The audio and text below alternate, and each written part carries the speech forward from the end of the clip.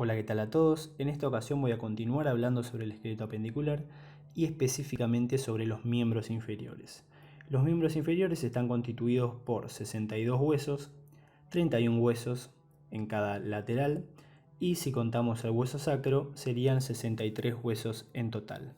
A los miembros inferiores los podemos estudiar en diferentes regiones: la pelvis, el muslo, la rodilla, la pierna y el pie acá más abajo, y también podríamos mencionar el tobillo. Si nos vamos a la región de la pelvis, encontramos un único hueso llamado hueso coxal, que es este hueso que se ve acá, a cada lateral.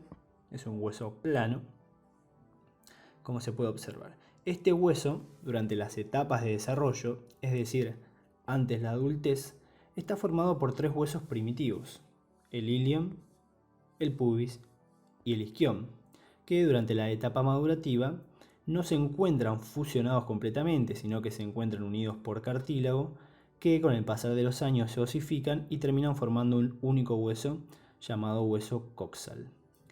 Estos huesos se unen por delante mediante la sínfisis por un disco de fibrocartílago que une, acá en la región del pubis, a ambos huesos, formando una articulación de la sínfisis pubiana, que tiene muy poca movilidad y se la considera una anfiartrosis.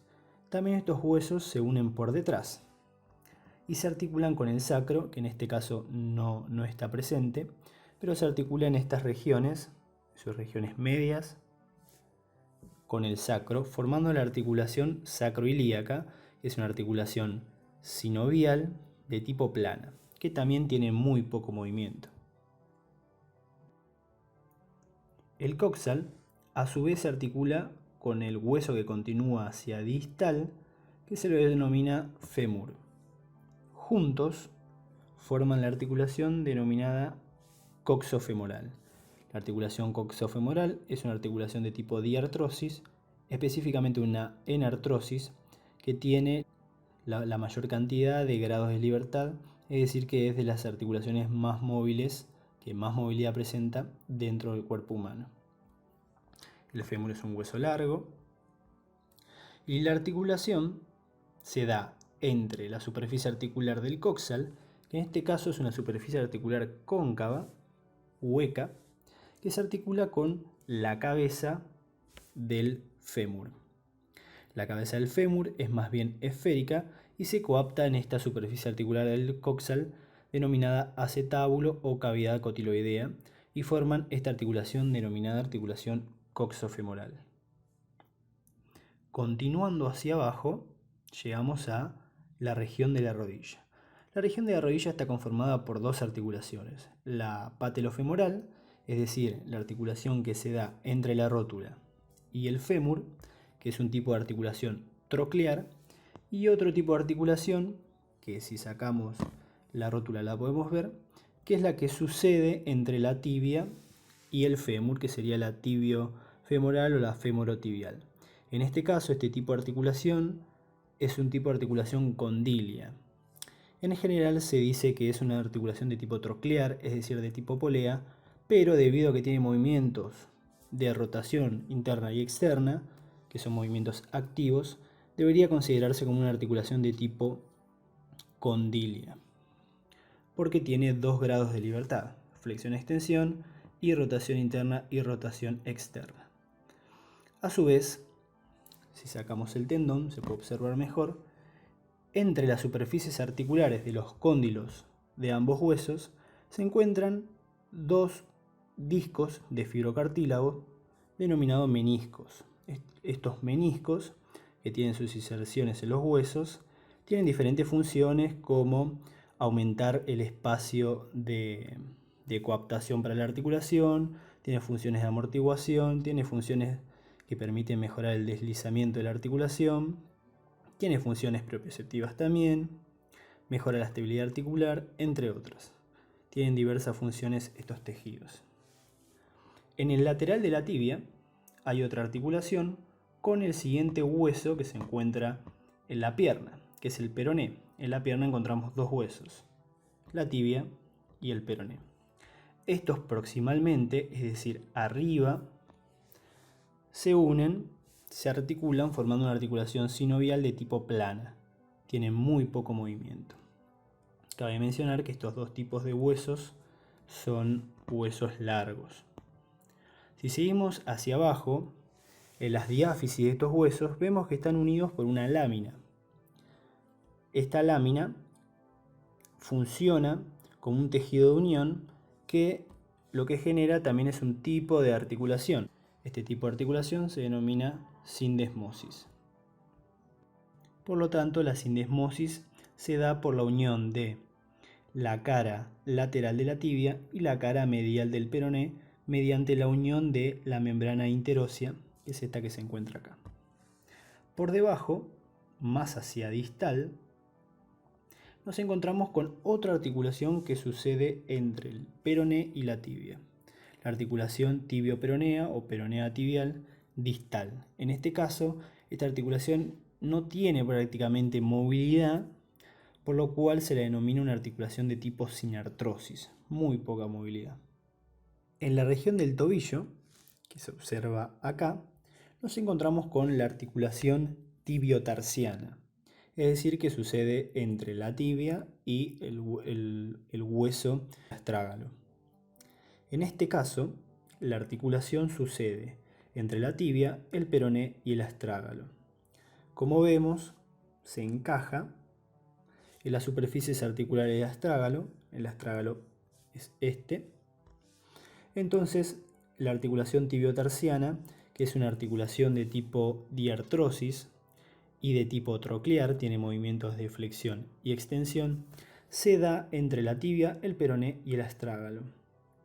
Los huesos que conforman el pie, en la región del tarso, que es esta que se observa acá, se encuentran en un número de 7. Astrágalo, calcáneo, cuboides, navicular, acá está el navicular, y 3 cuñas, cuña medial, intermedia y lateral. Estos son los huesos del tarso.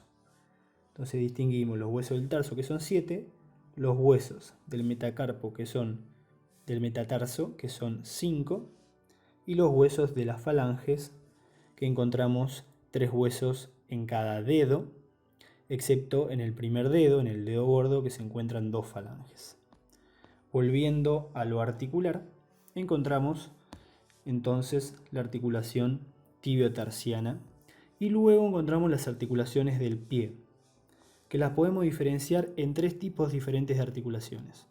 Estos 3 tipos de articulaciones o categorías de articulaciones podemos definirlas como articulaciones intertarsianas o tarsianas, es decir, las articulaciones que se dan entre los huesos del tarso.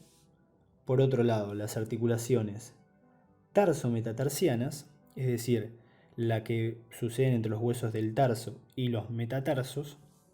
Y por otro lado, las articulaciones metatarsofalángicas e interfalángicas. Y a su vez también en este grupo se incluyen las intermetatarsianas, es decir, las que suceden entre los mismos huesos del tarso. Las articulaciones del tarso o intertarsianas son articulaciones sinoviales de tipo planas, que se las pueden dividir en 3 grupos.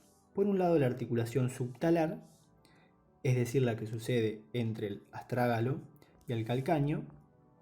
Por otro lado, un poco más hacia distal, la articulación de Chopart, también llamada mediotarsiana o transversa del tarso, que está constituida por 2 articulaciones.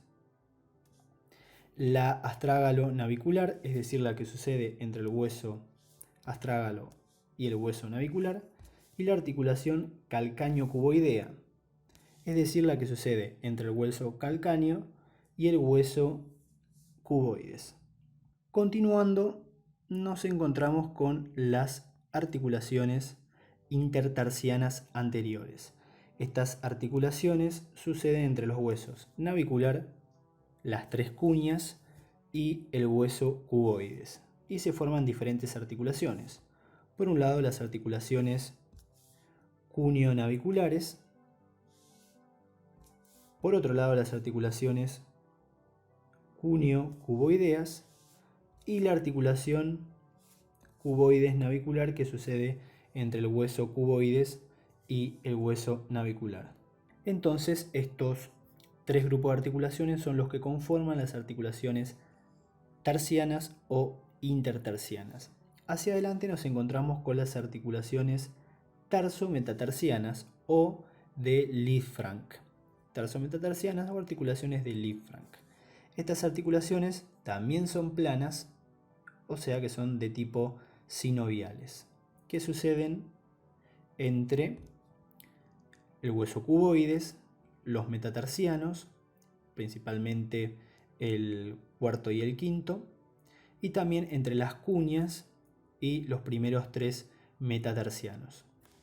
Siguiendo hacia abajo, nos encontramos en las últimas tres regiones o dos regiones que forman parte de las articulaciones del pie, que son las articulaciones metatarsofalángicas, es decir, la que sucede entre la primer falange de cada dedo y cada metatarso, y por debajo nos encontramos con las articulaciones interfalángicas, es decir, la que suceden entre las mismas falanges. Otro grupo que está incluido dentro de este grupo de articulaciones son las intermetatarsianas, que también son articulaciones planas de tipo sinoviales. Las articulaciones metatarsofalángicas son articulaciones condilias, también sinoviales, y las articulaciones interfalángicas, que en cada dedo encontramos dos, excepto en el primer dedo que tenemos una sola articulación interfalángica, son articulaciones de tipo trocleares. Por lo tanto, como podemos observar, la mayoría de las articulaciones que conforman los miembros inferiores son de tipo sinoviales, es decir, que tienen una gran capacidad para realizar movimientos. Muchas gracias.